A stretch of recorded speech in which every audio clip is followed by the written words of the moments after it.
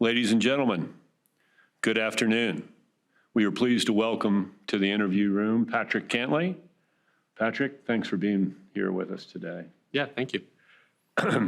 You've been really playing well of late. Your third PGA career victory at the Zozo Championship and another top 10 finish at the Shriners Open.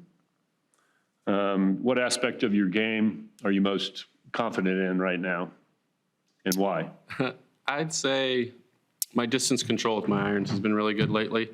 Something I work on at home all the time, and playing those 3-week stretch in a row and playing all that tournament golf, I noticed that is what really gets sharpened up, is feeling the difference between 138 or 140, and so that's just really good to be dialed in with that coming in here, just because the greens are so the whole location's often, the margin is so tight, and the difference can be 20 feet or so. Right. Well, reflecting on last year's appearance at the Masters, and this is, I believe, is your fourth appearance. One as an amateur and your third as a professional. Looking back at last year, you had the low round on Saturday of 64 and 68 on Sunday with a beautiful eagle on 15. So when you think about that and reflect on that, how do you plan to achieve the same results this year? Well, hopefully I'm in a better spot come Saturday, so 64, 68 gets the job done. But I would say this is a place that we get to come back to every year. And so having momentum or feeling like you have a lot of good vibes around this place is of the ultimate importance. And so I'm going to take hopefully that momentum from Saturday, Sunday into this year, and really try and feed off those good vibes and all the birdies I made on the weekend, because it's just going to be the same weekend over and over here. So getting those good feelings going, I think, is really beneficial going forward. That's great. Well, thanks for your time once again, and best of luck this week. We'd like to open it up to some questions. Doug? If you are, and I would think you're a pretty confident person and a very consistent player, when you're like that, and can you take a boost from a recent win into the next tournament, or do you feel like you're going to win every week anyway? Do you know what I mean by that? Yeah, I do. I would say for a while now, I feel like one of my biggest strengths is being really consistent. And so if I can, I don't want to say up my game, but if I could just start playing maybe just a little better and keep that same level of consistency, I'll be having even more chances to win all the time. And that's really the secret, I think, to winning a lot out here, is putting yourself in position a bunch. So I don't know if that answers your question, but I do feel like consistency has been a strength. And if I can just get even just a little more comfortable around the lead, just by being there more and more, I think I'll be able to win more, and I think that consistency will really be an asset for me. Like you were capable of winning this week, whether you'd have won at Sherwood or finished 20th? Definitely, yeah. And I think my last two wins have been against really good fields, and especially at Memorial, that's almost as close to a major championship venue as you can get. And so I feel like when I'm playing well, I can beat anybody. And taking that mindset into majors, I think, is really important, and not treating it any different than any other week. Dan? Patrick, the Masters is special in part because of all the many traditions surrounding it. What's going to be the biggest difference between an April and November Masters? Well, this year, the patrons, for sure, I think will be the most striking difference. And then I think it was already most likely going to be a softer test than April. And then with the scheduled forecast, I think it will definitely be softer. And that'll be the biggest difference. The grass might be just a little higher, and the course may play just a little slower than normal. And I think a lot of that's also just weather dependent, and the fact that it's November this year it may be more of a talked about thing opposed to if it was just a rainy week in April. Bill? Patrick, following up on his question a little bit about the patrons, you've certainly played in a number of tournaments without spectators so far this season, but will this place, having been through it now a few times without patrons, be, how would you try to explain what you think the atmosphere might be like come Thursday? We have played a few majors now with no fans, and it's quite different. But I would say you're on to something with, the guys are kind of used to it by now. No one is going to say, oh, it really threw me without having fans.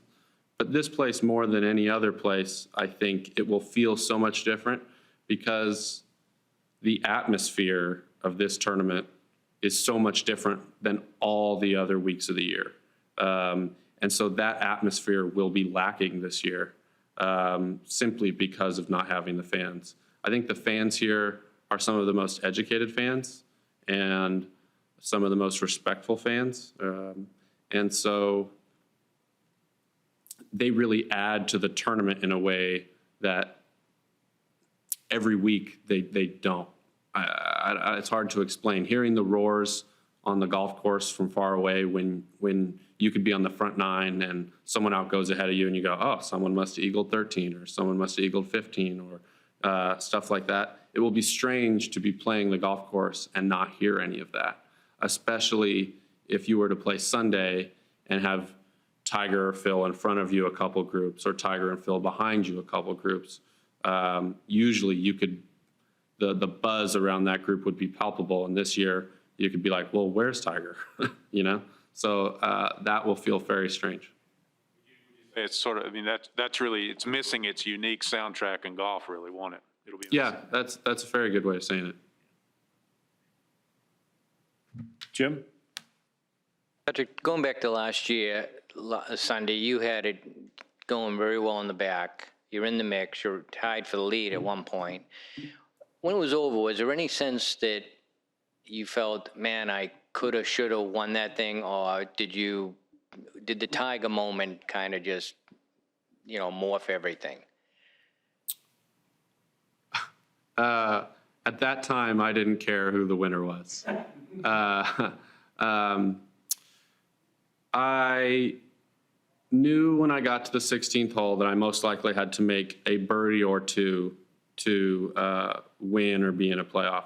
So I knew that I had played really well, but I still had work to do. And so it was very disappointing to make a couple bogeys coming in. And I was obviously upset that night that I did finish the way I did. But pretty soon after, I realized that I could really take a lot from that weekend. Shooting 132 or 132 on the weekend here. If I can do that again, I like my chances. So just trying to turn that whole experience into a positive memory, and I feel like by now I definitely have, that it gives me a lot of confidence going forward, knowing that I can play this place. And I think anytime you have a chance to win here, because we're going to be back here year after year, if you look at it in the right frame of mind, it can help you. Patrick, we've received a remote question from Beth Ann Nicklaus of Golf Week. How are you finding the conditions of the golf course in November compared to the spring? I would say the course is just a little softer right now, and the grass is just a little longer. And I think the biggest difference will just be once the rain starts to come this week. It looks like it's just going to rain every day. And I was surprised to see actually how warm it is this week for a November week. I was expecting cooler weather, so warm and rain showers this week. So I'm sure the golf course will play soft. Paul? Patrick, getting back to your discussion about how the Masters will play differently without the roars, will the scoreboards take on greater significance? Not only will you not know where Tiger or Phil or whoever's leading the tournament will be on the golf course, I imagine you also won't know where they stand in relation to par or your score. So will you be watching the scoreboards more than usual?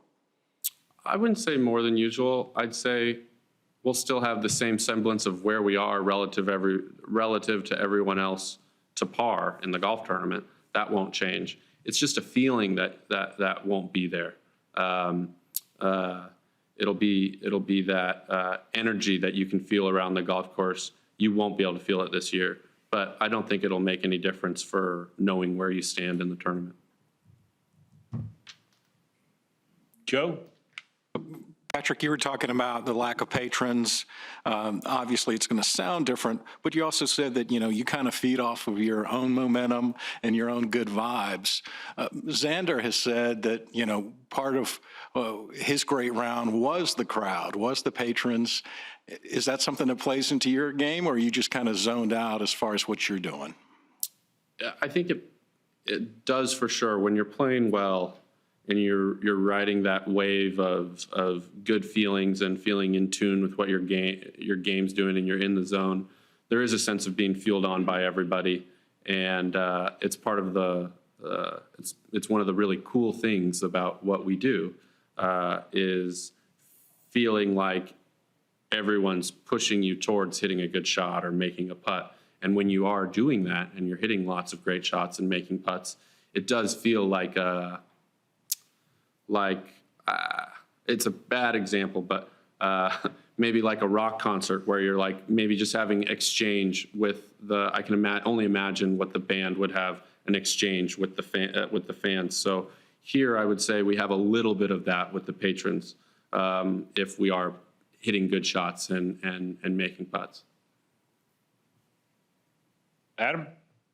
Patrick, I know you've spent some time with Jack Nicklaus talking about how to play the course here.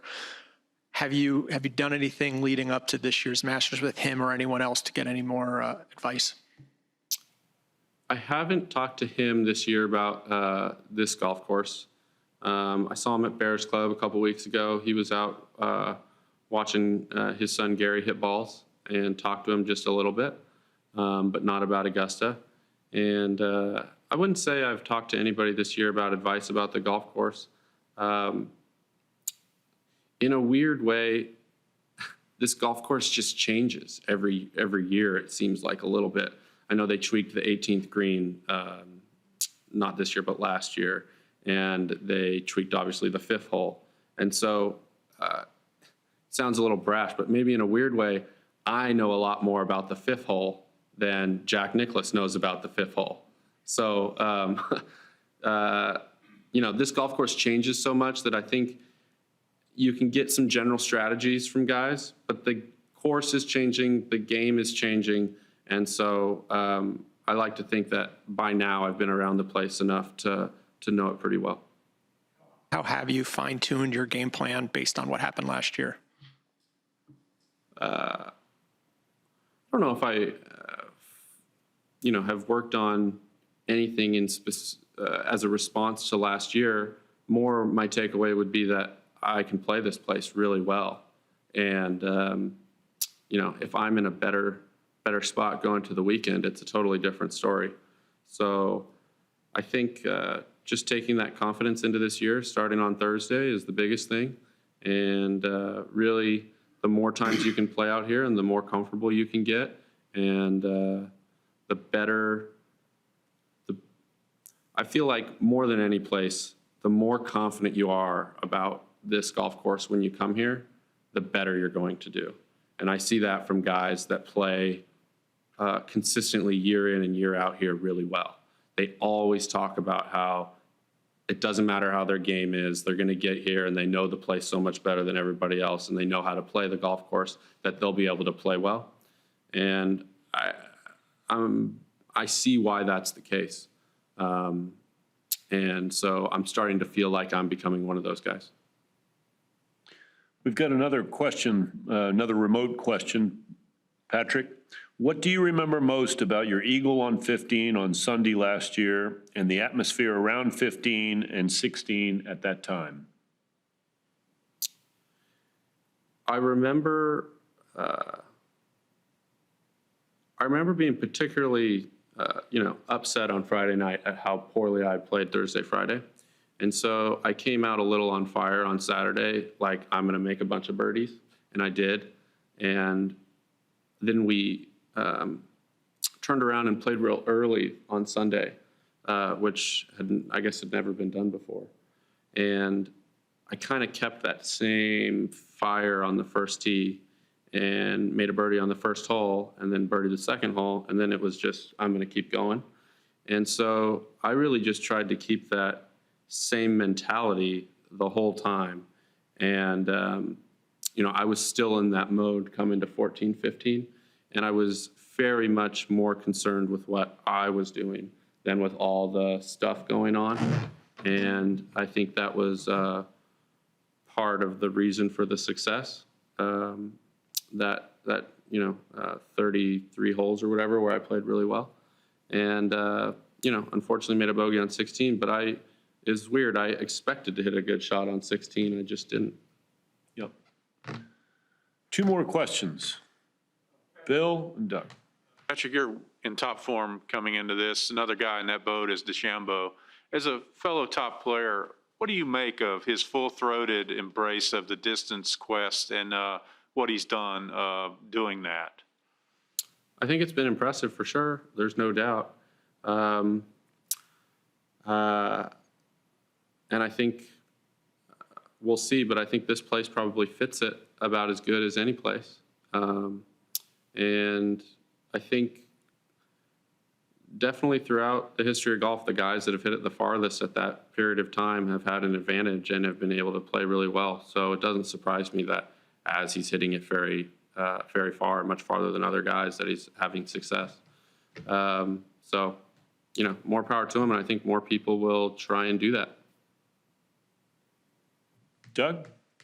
Couple things in closing, somewhat related to Sergio. When did you arrive here? When did you take your test? And how nervous were you in the 15 minutes it took to get the result back?